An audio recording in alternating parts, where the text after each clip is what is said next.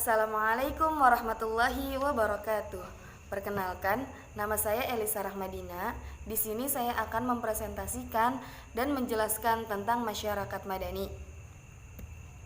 Yang pertama, ada definisi masyarakat madani. Masyarakat madani dalam bahasa Inggris yaitu sivil. Dapat diartikan sebagai suatu masyarakat yang beradab dalam membangun, menjalani, dan memaknai kehidupannya. Kata madani tersebut berasal dari bahasa Arab yang artinya beradab. Selanjutnya, ada beberapa para ahli yang berpendapat tentang masyarakat madani. Salah satunya adalah Anwar Ibrahim, mantan Wakil Perdana Menteri Malaysia, menyebutkan bahwa masyarakat madani merupakan sistem sosial yang subur berdasarkan prinsip moral yang menjamin keseimbangan antara kebebasan individu dengan kestabilan masyarakat. Tip dari individu dan masyarakat akan berupa pemikiran, seni, pelaksanaan pemerintah yang berdasarkan undang-undang dan bukan nafsu atau keinginan individu.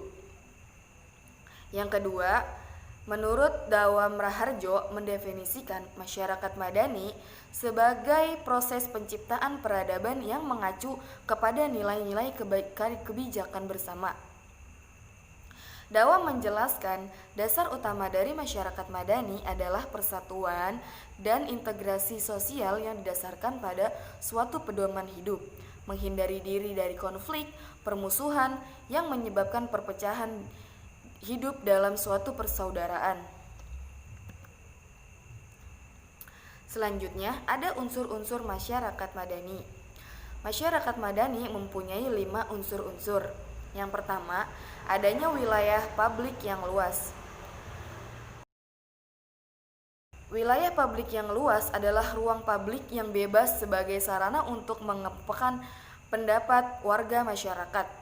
Di wilayah ruang publik ini, semua warga negara memiliki posisi yang harus sama untuk melakukan transaksi sosial dan politik tanpa rasa takut terancam oleh ketakutan-ketakutan di luar.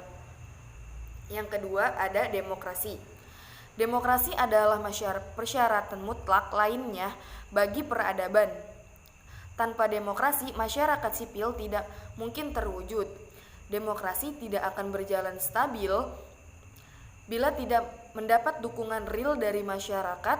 Secara umum, demokrasi adalah suatu tatanan sosial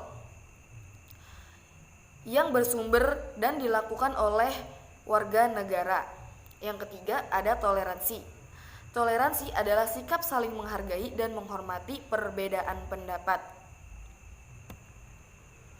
Yang keempat, ada pluralisme.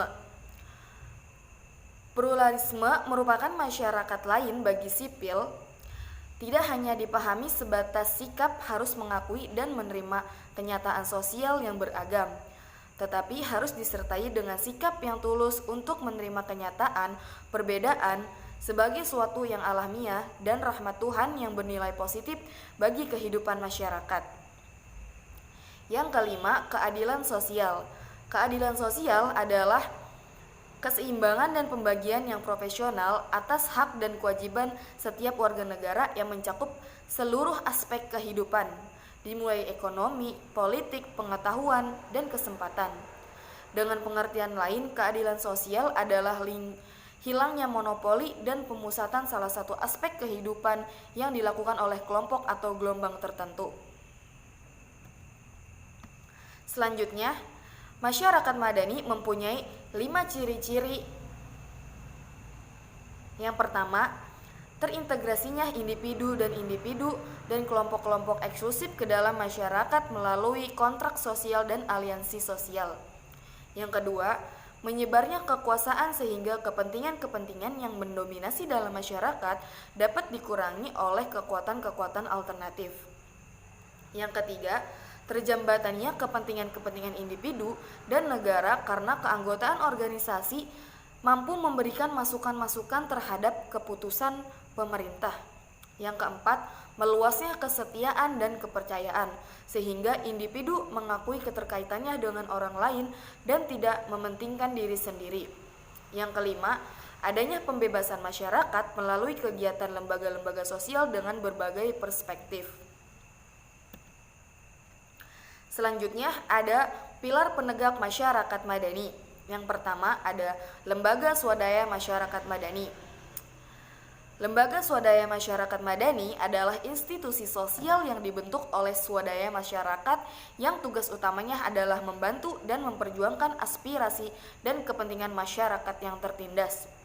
Dalam konteks masyarakat madani, bertugas mengadakan pemberdayaan kepada masyarakat mengenai hal-hal yang signifikan dalam kehidupan sehari-hari. Misalnya, mengadakan pelatihan dan sosialisasi program-program pembangunan masyarakat. Yang kedua, ada PERS. PERS adalah institusi yang berfungsi untuk mengkritisi dan menjadi bagian dari sosial kontrol yang dapat menganalisis serta mempublikasi berbagai kebijakan pemerintah yang berhubungan dengan warga negaranya.